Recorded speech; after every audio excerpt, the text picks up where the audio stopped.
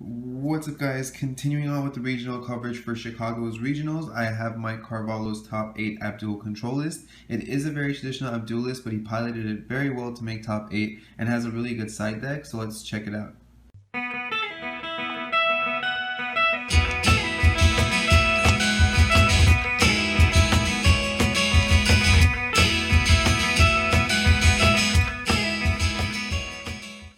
For his magic stones, he had a group Lesta, of course, which you will always see with an Abdul, and a Fiethsing, which is sometimes optional, but a lot of people do like using it because it does protect Meph.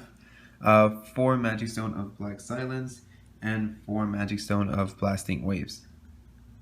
For his Resonators, he had 4 Elvish Priest, 4 Familiar of Holy Wind, which is really used a lot in Abdul decks, but I like that he kept it because some people have been taking it out, and I keep raving about how I think this card's so much better than Gretel. I mean, in this list, of course, Gretel's good, but I would have rather gone with red blacks over the green reds and just not run Gretels and run Spirals, because I think Spiral's way too strong of a card to not run at 4. Like, if you can open 2 after Mulligan, then you pretty much win the game. For Gretel, for Fiethsing, and 3 Menasophles. So very traditional to just Menasophles beat down. He's going to get Abdul out, he's going to get Menasophles out, he's going to negate Menasophles, and he's going to just keep flying for 15 until you are dead.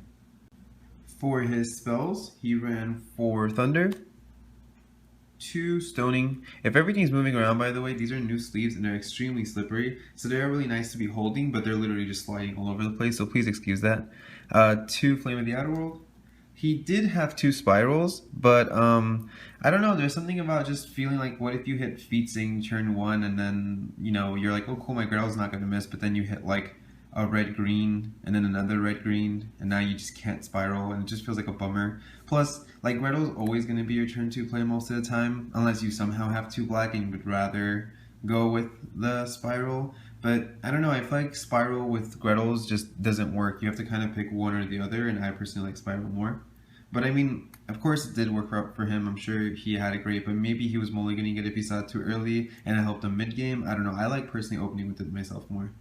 And then he had 2 Exceeds, 3 Cake Zone, and 4 Zeeks. So those are his counters.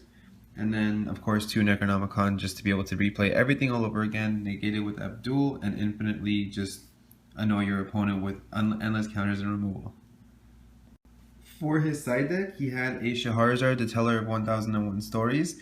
This card, of course, has been great, and everyone's been actually using it. It's been winning events. I think it won this actual Chicago Regionals too, and everyone knows how great this card is, but I can't stress enough about how Stories of a 1001 Nights is just literally the answer to everything. I mean, and if you're going against Abdul, getting rid of their Menasophles will pretty much win you the game. If you're going against, you know, let's say a type of Odd Grim deck and you have Abdul out and you don't have to worry about the Tinkerbells, you just take out the next beater, and like, let's say if they have a Lucarua that's doing too much, or I mean, honestly, even Blazer, you're not really gonna get the 10 stones against Burn anyway, so you're only gonna be resummoning 1 Blazer every turn. So you can just get rid of it just to keep swinging and it's not on your way. Like, that card is generally just an answer to everything, and the fact that Liberator herself can just play such a solid deck and just has access to stories is just great. Like, there's no downfall to playing that. So having it sided, I think, is really, really cool.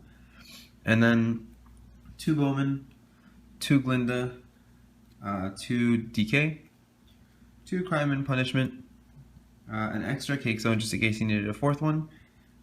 There's the 3 Stories of 1001 Nights, which once again I said is insane with her. It's just like, even against my deck, which I think has a good out to everything, if they were to get Stories off of my Menasophles, it'll be really, really bad. The last, I was playing against someone at Court TCG recently, and they tried to do this on my Menasophles, and I Cake Zoned, and they played another one, and I was literally forced to stoning to death my own Menasophles because I refused for it to get removed. And I pretty much dumped my whole hand trying to get rid of my own card just to be able to have a win condition that game. So it's really crazy, like, this card, and like, it's even gonna, you know, then check my hand, then check my deck. They're gonna have all that information to see, you know, how many copies of something I run if they only have one in the graveyard or anything like that. So it's really crazy. This card is just great.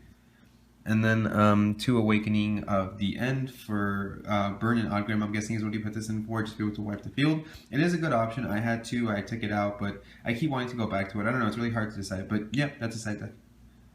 So that was, of course, Mike Carvalho's Abdul control list that he used for top 8 at Chicago Regionals. If you guys haven't subscribed to me yet, make sure you do, because I have revamped versions of every single deck profile for every single ruler coming up once MOA drops, not to mention like the Faria structure and Bing Off openings and all that stuff.